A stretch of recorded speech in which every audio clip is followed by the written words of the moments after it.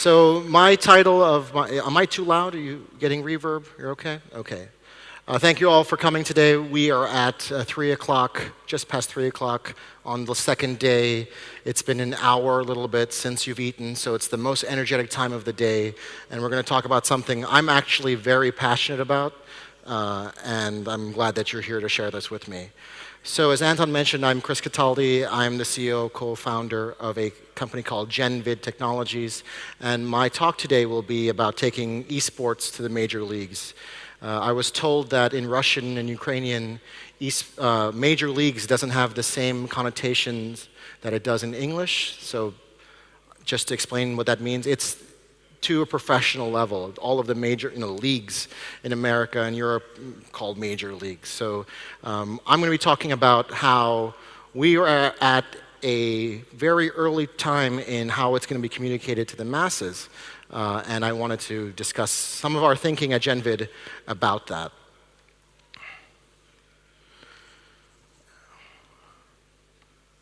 I don't think I'm being extremely controversial when I talk about the importance of technology as being the core driver of evolution in entertainment, be it content, be it distribution, be it business model.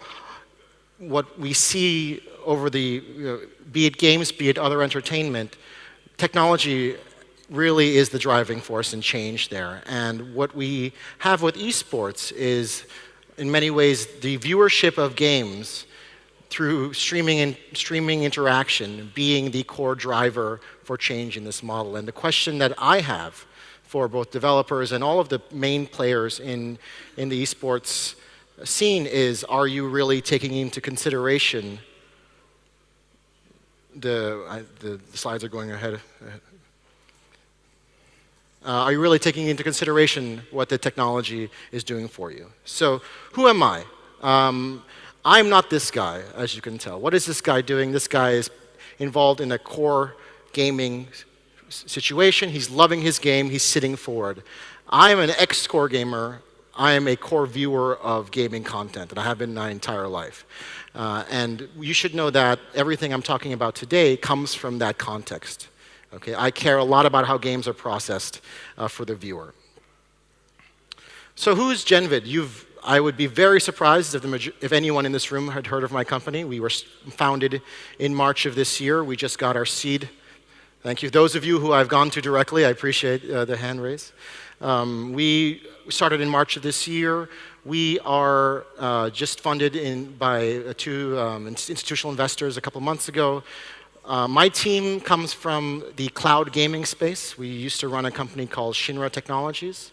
Shinra was a subsidiary of Square Enix that focused on cloud games.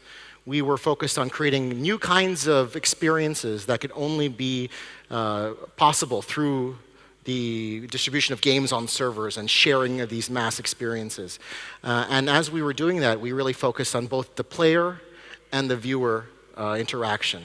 So when we started GenVid, we wanted to really focus on the viewer because we believed that that was an untapped market for game developers to focus on. And we thought that there were some core tools and some core thinking that we could contribute to that.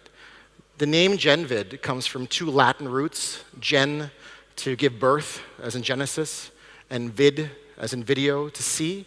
So we're trying to give birth to a new kind of viewing interaction paradigm for games.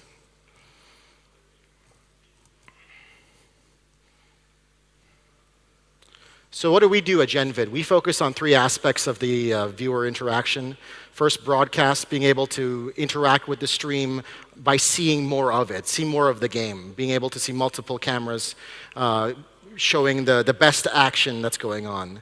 Engage, we bring interactivity back to the frame of Twitch streams, back to the frame of YouTube gaming streams. The idea that games, when they're rendered, when they're played, the screen is interactive, right? You as a player have access to all of that data, all of that interactivity. Right now in viewing, we've taken all of that interactivity away, and we're showing you a dumb video, and we're giving you chat.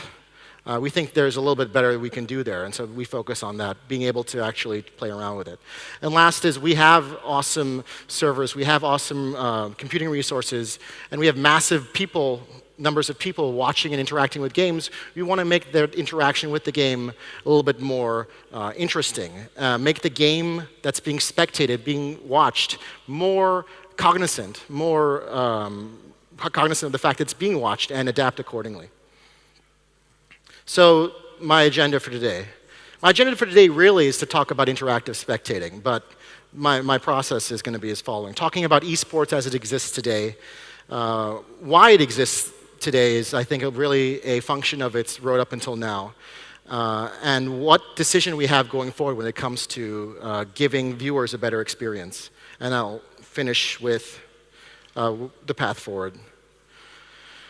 If you were at Kim's presentation this morning, you really saw a lot about the esports ecosystem. We have the players, the teams, the leagues. These are what you hear about every day, right? These are, when you think of the ecosystem, these are the people that really stand out. They stand on the shoulders of broadcasters who make the games accessible, sponsors that actually finance the events, and at the base you have the game. So today my talk is really focused at developers, because I believe that the developer focus on the gaming interaction experience for spectators will make or break the future of esports and interactive viewing of games going forward. So where are we today?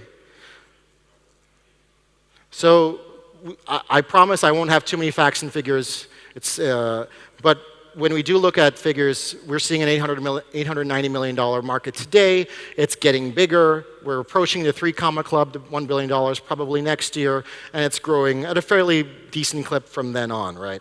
So, when you look at market research, this is big, but is it really big? I mean, if you were to take esports as its name expects you to, which gives you an idea of sports, you should really put it into perspective of other sports, right?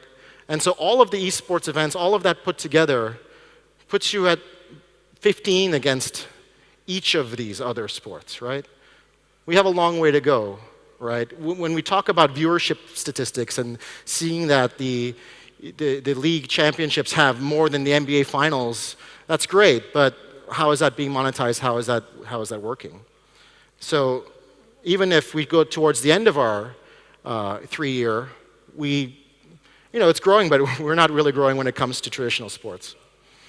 So where do the esports revenue come from today? Well, they're mostly coming from brands. They're coming from sponsors, right? So what are brands and sponsors interested in? They're interested in spectators, right? Why? Because they want to place their brands in front of people, right? And they want to place it in front of the right people, but as many of them as possible in a way that it leaves a lasting impression. And so the question we have as developers and creators of the base content for the esports broadcast is, are we creating a suitable platform for those brands who are our major monetizers to really succeed? And that's an important question we need to answer. Are we maximizing the size of that audience? And I would say, in a way, no, because right now esports broadcasts pretty much take into a given the fact that the people who are watching, for the most part, understand the game, right? They really love the game, and they're trying to continue that game experience by watching really good people who they want to become like, and so they want to steal their skills. They want to become really good, right? Kim's presentation, again, talked about the main reason that people watch streams is that they want to become like their skilled players. Whoa, this is going crazy. So when it comes to the audience, very small percentage of them are really core enthusiasts. But the broadcasts are based on a spectator mode, right, that is meant for players. And while broadcasters are doing all kinds of cool things to make it more accessible, you're losing out. I mean, more than half of the people are only watching once a month, right? And if the core of your audience played the game and really understood the game, that'd be great. But if 40% of the people who are watching the streams are watching it and don't play the game, and then you have 60% of the people who are only watching once a month, you're probably seeing some kind of correlation between the stickiness of the broadcast experience. People watch eSports, a specific eSport, because they love that game, right? And these are some statistics. I hope you can see it on the screen from this year's EVO tournament in Las Vegas, the biggest ever. As you see, peak. This is viewership on the main channel that was put on Twitch. And after each final, you see a drop, right? You see people watching a specific game and they tune out, right? Because they're there for a specific game. Players are the people watching. You're not having people who are speculative, thinking, maybe I'll learn something about this new esport. They want to watch the game they're watching. And as we talk about esports growth, this year's EVO was the biggest ever EVO. But if you look at it on a game-by-game basis, you see that many games did not grow in terms of their peak viewership at the finals, right? A very small majority did. And the one that did the best would be Street Fighter V because of the ESPN mainstream coverage, right? And the kind of broadcast material that was on ESPN was a little bit different. It was towards a more mainstream audience where they spent a lot more time making it more interesting, more interactive, and more digestible for a newer mainstream audience, the traditional ESPN audience. So again, I come back to what esports looks like today when you watch it. And we're watching people play games, right? And if we're watching the game stream, we're watching the players, which are great. We want to have that kind of interaction watching them. But we're also watching the player's view. And we're watching almost the same, for many times, almost the same information that the players are seeing. And so if you're a novice viewer of a game, you may or may not know enough about the game to feel interested, right? So you have a high friction there. I don't know how many of you have been to a esports event, but in America we have American football. And before American football games, we have something called tailgating. American football is so amazing that people have to come early, get really drunk before they go in to enjoy themselves. That's what this is called, tailgating. They watch the pre-show. If you go, I was in Korea a couple weeks ago at the Nexon Arena to watch an amazing quarterfinal game between two great league teams. But when you go there, all the spectators are lined up, and all the players are in a soundproof box, right? You have this delineation between the spectators and the viewers who are there to cheer on the game, right? This is tailgating in a huge stadium, not the spectator experience that we expect when we hear sports. If you're online, it's even better. You get to watch that and chat with other people, right? And so this is not, the question we have to ask ourselves as developers and people in the esports ecosystem is, can we do better than this, or is this where we sit? We've created an impermeable magic circle, right? People in real sports are able to see someone kick a ball, understand the difficulty there, and somewhat empathize and be able to watch. When we're talking about a game cycle that is more and more complexity for gamers to be interested, and we just take that view and bring that to viewers who may or may not have a lot of in-game time, you are kind of stopping the interest right there, right? People want to watch games. People want to, this is an example of the biggest Pong match ever played. It was a couple of years ago in Philadelphia. You look at the people who are playing. These are not people who were around when Pong came out the first time, right? These are not core Pong players. People are coming out to watch them. People want these large experiences. Esports today, is almost getting to $1 billion. Asia is the biggest market, followed by North America, and then Europe. It's pretty big. Look at regular games, right? Developers have a market that's 100 times as big, but it's equal distribution, right? So imagine how esports could grow if developers thought and put more effort into the spectator experience. So where we are today has a lot to do with our historical context. When games first came out in arcades, spectating and playing really coexisted. I don't know if any of you have been to Japan. The arcade culture is still alive and very fruitful there today. People go and play games. People go and watch people play games. And both are monetized in some way by the owners of the arcade, who in many times are game publishers, right? So you have both people being monetized, both people being engaged in some way. The second phase is when consoles came out and became ubiquitous, people took their games home. It became harder to spectate, right? Arcades died because they could no longer compete with the ability to replay games. And then you had really core enthusiasts, early PC LAN parties, who would come together as a community and play together, but you weren't seeing people come to spectate who weren't those gamers, right?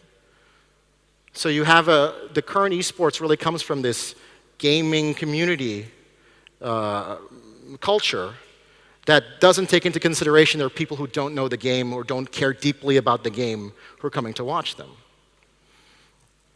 What we're seeing now is that casual experiences and online experiences are coming together, and people are able to now watch any game live. But we're still kind of stuck in this mindset of gamers of that particular game, for the most part, watching that game, right? Anyone know who this guy is? I'm guessing Chet probably does. This guy I respect a lot. His name is Ralph Baer. He's known as the father of video games as we see it. In the 1950s, he was working for a television company. He saw that people had very limited access to content, but there were millions of passive screens and millions of homes watching passive broadcast. And he thought, well, if I could create a device that could make that passive thing interactive, people could now enjoy this commodity hardware in a new way, right? And he created, he didn't create that. He created the brown box, which was really the first game console of its kind that had a cartridge system that came with preloaded games that you could switch out and had controllers like that. And it was more than 10 years later that he made this as kind of a skunkworks project within a defense contractor that he was able to make this. And he really created many of the core kind of concepts that early game consoles used. And even the idea for Pong really came from a table tennis game that he did, right? And so if you look at Pong, and if you agree with many game designers that Pong is really where gaming visualization kind of starts, you look at it as not a first-person view, right? You see it as a spectator. You see it as two sides playing each other. It's very easy to understand as a new viewer or as an advanced player. This is not necessarily the case with what these I've got some sort of automatic turning. You know, Twitch plays Pokemon, this idea of massive viewing and people controlling the stream was a great spectacle, right? Guinness Book World Record of most people watching or playing a game together, a single player game together is great, but the long tail isn't there, right? When you input something in there, you have no idea that your input makes a difference. In fact, it probably doesn't make a difference.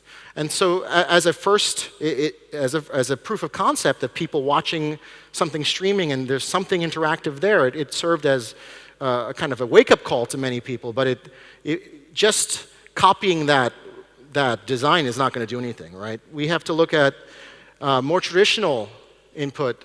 You know, we all have television in our houses. Many of us aren't watching them anymore, but back when we did, reality television really was the standard for getting people who, you know, don't really know anything about celebrity or singing to feel as though their vote counted, as though they should have some kind of say of what's going on. And you made, again, a non-interactive platform, which is the TV, interactive through all kinds of new technology. But this really goes back to the Gladiator Stadium, right? People going and seeing a spectacle, and they're not just passive observers, right? They are there. They're cheering for one side or the other. During the match gives them extra energy, hopefully, or in some way. But at the end, when Caesar goes and looks at everyone and says, "What shall we do here?" they're actually deciding the end game there, right? So this is the progenitor for many of the spectator sports we have today. And again, we have to look at esports and ask, are we meeting that standard? If you're a core player of a game, player view when streaming is what you want, because you can actually go and visualize what you need to do better. If you're a spectator of a game, you want to see what's going on in the game, and first-person view is not going to do that, right? You don't understand the game if you're doing first-person view. you need to see what's going on. And broadcasters are doing a lot of the work there, but developers have to, in the future, think a little bit more about how they're going to do that. So with that, I want to show you our demo. This is a video of our demo in which I'll talk through. But this is giving you some examples of what I think of when I talk about interactive streaming for games. So if we can press play on the video. What you're watching now, when it was recorded, was a live game that was being run on, this is Unreal Tournament 2016, the alpha. We got Epic's support in being able to release this. And this was a game that we were hosting on Epic's servers, and we're spectating from a GPU-enabled client. And what we're doing is we're watching a game as a viewer. This is live over Twitch. So if you look in the bottom right-hand corner, you'll see Twitch there, and we're watching this game. This is a bot game because we're going to play around with it a little bit. What I've just done is I've typed into the chat, and I've just said something about a specific player. Now, our algorithm is reading that, and it's now going to start focusing on that player, right? As long as that player is popular, and I can click on a like, we're going to start watching that player more and more, right? This is a game broadcast that is cognizant of the fact it's being watched. It knows who wants to be seen, etc. What I've done there is something probably, for many of you, it's the first time you've ever seen it. As a viewer, I've clicked on a player in the Twitch stream. Right? That click you're seeing there, that highlight, that blue highlight, that's unique to my view. No one else is seeing that. I can do that for one person, I can do it for everyone. Right? Now I'm personalizing the view of each spectator to the game. That grid you're seeing on the bottom, same thing. It's something that only I am seeing. Right? These are very basic elements, but imagine as a game developer, you can now customize the individual viewer experience of your game in a way that is interactive. What I'm showing up until now is super passive, right? I'm just clicking and getting information, positional data, seeing where the ground is. In the future, games are going to be created around this dynamic. So you're going to have input from the viewer. So what you're seeing right now is I did something stupid and I killed all the players as a viewer, right? Now for current games, viewer input isn't there as a given. So it looks broken, right? But in the future, if each person in individual or in aggregate can influence the game state, there's a completely new kind of methodology for making and designing games that people of all different interests can come in and play together with. Right? And so what I'm showing you there in the last slide was a current game that's being put over a commodity broadcast being twitched that has interactivity into it as a viewer that's personalized for each viewer. We need more of this kind of thinking as we're going forward. We also need to think about how we're going to show those games to people. And here we can learn a lot from where traditional sports have spent decades, if not over a century, creating an interesting narrative. Each kind of game genre, and this is very crude classification, has what I would think are allegories in broadcast games today. But we can do more than that. We as developers can, if we're customizing the individual player experience, we can, and they can literally see that on any device, we can now monetize them directly, right? We can now engage them directly as not just people who could become players, but people who directly interact with our games. And we can do all kinds of things to them. We can let them buy items that could go in-engine when they play the game, or donate things directly to streamers. All different kinds of things are possible here that I think hasn't been thought of for enough, or at least hasn't been publicly thought of. So as we go forward, I want to leave you with three different kinds of tiers of interactivity in streams that I'd like you to think about. The first being informational. When people are watching a stream of a game, you don't always come to it with the idea that they're players of your game, right? They need to understand the basics of your game before they're going to keep watching. If you can give them, in a way that's interactive, more information about the game, where they know why someone is winning or losing, they know what the core game mechanic is, then they know enough about it to feel drama. Right? They understand who's winning, who's losing, maybe a little bit of why. Then you have this virtuous circle of continued watching, where they can really understand what's going on. Second, I want to talk about customizability. If we come with the understanding that each demographic, you have multiple kinds of demographics watching your game, each of them should have a native experience. A new viewer of your game and a very pro viewer of your game really shouldn't be watching the same thing, right? Because they're coming with different understandings. Through interactivity, we can customize that. Even watching the same game, people can have a native experience there. Also, those, when you think back to the fact that eSports are being mostly monetized by sponsors, they want to be able to do customized ad serve, right? They want to be able to put their product or their brand in front of the right people. And if you can have a personalized experience for each type of viewer, there's a lot you can do as a developer there as well. And again, we have a lot of lessons that can be learned from traditional sports. Right? We have years of augmented viewing of games that the players, the athletes never see. The people in the stands never see, but those at home do get a better experience, and that should be the case for esports as well. The virtual 10-yard line, et cetera. The exact same thing on virtual ads, right? Ads that are native to the stadium that we can have today, that, again, the players don't see either. And the future, we think, is influence. If current games are tailgating of an event in a stadium, the future of games will be spectators and players knowing that each other are watching. Right? If you cheer as a spectator, it's going through some sort of game abstraction, and the players know and feel that you're cheering for them or rooting against them or whatever it is. And there's a virtuous circle there. There's this co-creation of an event. In the future, you'll also have games that have this game state change where viewers can actually influence the game itself, but that's probably going to take a little bit more time and experimentation. And we have examples of all types of people creating fan engagement tools in-game, right? But there's always here an abstraction between the game itself and the player. What you're seeing now is this virtual tug of war that some design students in Europe came up with a couple years ago, where we had computer vision and computer audio recognition that was looking at the stands and was seeing this group was rooting for team A, this group was rooting for team B, and they were shouting at each other and who could have, gamification of spectatorship, right? If you think of games as a digital media, there's no reason there should be a separation there. That could actually affect the game in some way, right? We should be thinking about that going forward.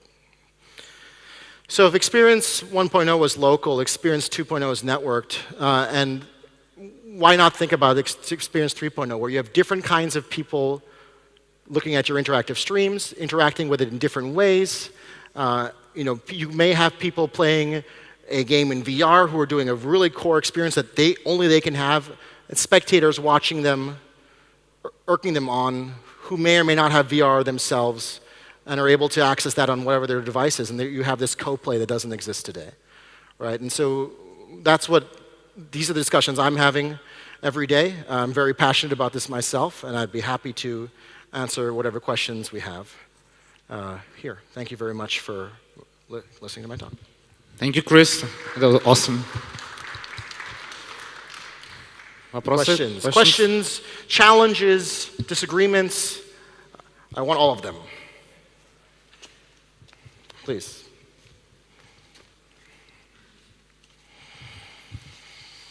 Hello, once again. I'm so excited about our conversation before because it's really nice and really interesting. We are speaking on one language. Right now I'm broadcasting Dota for maybe 3 years, and they already have interactive system inside. Yes. And on this Dota TV experience, all of the success of this esports game are right now based on this. Yeah. And Valve also have another game. It's so popular. It's Counter-Strike Global Offensive, but they, from their side, can't offer to the supporters possibility to view it through the service because it's too hard to establish such a DNS or worldwide to give such a possibility. Yeah. Because of Dota 2 are not so hard to show right from the server. Sure. And with this game, you can interact as a viewer. Yeah. And CSGO, because it's very hard to build 3D model, yeah? Yeah. To build this possibility. And you're talking to build possibility to every game, as I understand. How can you do it? How do I do it? Yeah. How can it possible? I mean, what we're doing is we're doing something very simple, right? Which we're taking a spectator. We're not running this in engine at each client, right? We're sharing a game image that's being put on a GPU-enabled server, right? So everyone in this room has access to the same spectator. Now, that spectator client may have multiple rendered windows that we can select from, right? But what we're also doing is we're taking, and I don't have a slide for this, but since we're integrated at the engine level, at a very deep level, we have access to all of the data that the engine has. So it will be your client? Excuse me? It will be your client, your version of client. The one in the spectator is a customized client, yes. Yes. And so what we're doing is we're sending that as a separate metadata stream to each viewer, and we're syncing that. And that syncing is kind of where the difficulty is, right? What that means is you go on a server, right? And let me know if I'm losing you guys. Say you have a server that has a spectator mode. If you have a spectator mode at home, you have it on your computer, you're putting that on a server that has a GPU that can make a game image, right? We're broadcasting that through Twitch, through YouTube gaming, whatever it would be, right? But we're also collecting all of the data that was on each rendered frame, where players are, what guns they're having. That's all there in Game Engine, right? And we're sending that as a separate metadata stream to each client, to each viewer, right? And what we're doing there is we're syncing that when that should be shown on each viewer with the game image as it's being decoded. So it's actually a translucent layer on top of it, right? But because it's synced to the millisecond, it looks native to the perspective you have. Sorry to the translator if I'm going into technobabble a little bit. I expressly didn't put that in my speak. I'm happy to discuss this more. If so, Chris, is it like you are sending two duplicate amounts of data? No, absolutely not. The separate metadata stream is super small in comparison. Okay.